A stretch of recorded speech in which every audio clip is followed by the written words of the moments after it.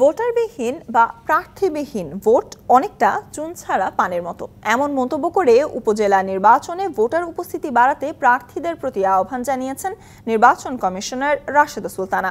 এদিকে ইসির ওপর মানুষের আস্থা ফিরেছে জানিয়ে আচরণবিধি লঙ্ঘনে মন্ত্রী, এমপি যে কেউই হোক না কেন কাউকে ছাড় না দেওয়ার কথা জানিয়েছেন আরেক কমিশনার মোহাম্মদ আলমগীর।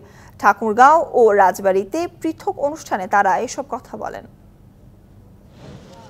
উপজেলা নির্বাচনের প্রথম ধাপে ১৪৭টি উপজেলায় ভোট হবে ৮ই মে। তাপপ্রবাহের মধ্যে জমে উঠেছে প্রচার। ভোটে জয় পেতে উন্নয়নের নানা প্রতিশ্রুতি দিয়ে ভোটারদের কাছে ছুটছেন প্রার্থীরা। আছে আচরণবিধি লঙ্ঘনের অভিযোগও। এদিকে ঠাকুরগাঁয়ে জেলা প্রশাসক হলরুমে প্রথম ও দ্বিতীয় ধাপে উপজেলা নির্বাচনে অংশ নেওয়া প্রার্থীদের সাথে মতবিনিময়ের সময় নির্বাচন কমিশনার রাশেদা সুলতানা বলেন, নির্বাচনে ভোটার উপস্থিতি জরুরি। এ ব্যাপারে সবার সহযোগিতা চায় কমিশন। বা নির্বাচনে প্রতিদ্বন্দ্বিতাবিহীন ভোট, এটা যে অনেকটা চুন ছাড়া পানির মতো। প্রতিদ্বন্দ্বিতা যেরকম দরকার, ঠিক ভোটারদের উপস্থিতি, ভোটারদের আনা, তাদের ভোটাধিকারটা প্রয়োগ করার পরিবেশ দেওয়া, এটাও কিন্তু অত্যন্ত জরুরি এবং এটা আপনাদের সবার সহযোগিতা ছাড়া কিন্তু নির্বাচন কমিশন একা পারবে না।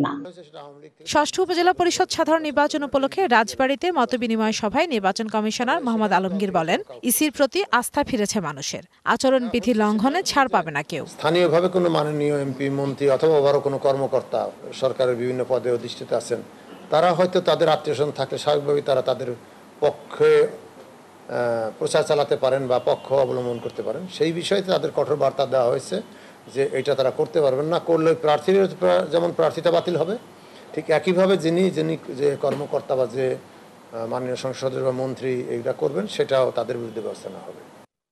ভোটের দিন যতই ঘনিয়ে আসছে ততই ব্যস্ততা বাড়ছে প্রার্থীদের। তবে তাপপ্রবাহ এড়াতে অনেকে প্রচারে নামছেন বিকেলের পর। ইশরাত জাহান, ডিবিসি নিউজ ডেস্ক।